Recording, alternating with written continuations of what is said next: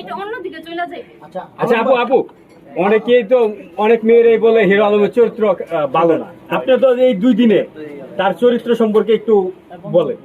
এখন তার চরিত্র নিয়ে যদি আমি কোনো কথা বলি তাহলে বলবে এই যে হিরো আলমের ভাব হয়ে গেছে, বুঝছেন না? আমার আপনি নিরপেক্ষভাবেই বলেন। অত্যন্ত ভালো লোক, আমি যেটা জানি ভাই সাহেব আপনার এই কথাতে কি জনগণ বিশ্বাস করবে যে আপনাদের ভিতরে ভাব হয় নাই?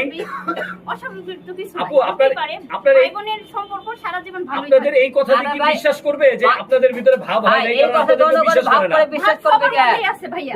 ভাব কার মধ্যে নাই? তার মানে ধরে নিব হিরো আলমের সাথে আপনার ভাব হয়ে গেছে। আমি বলেছি আপনারা বলছেন এই কথাতে জনগণ কি ভাব আছে কিনা, ওর জামাই তো বলেছে তোমরা গুলু গুলু করে ভিডিও বানাও, বলেই দিচ্ছে আপনারা গাড়ি করতে, আমরা এবারে সারা রাত ধরে ভিডিও মানে সারা রাত থাকে, এর থেকে আর কি আর নেবেন আপনারা বলেন? ভাই আপনি কি গুলু গুলু করে ভিডিও বানাবেন ভাই?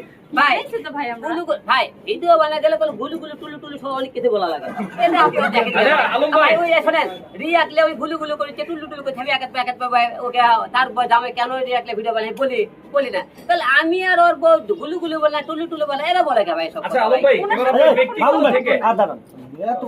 আলম ভাই আচ্ছা আপনার হেনাকে নিয়ে গেল ওই যে আপনার পাশে নায়িকা বসে থাকা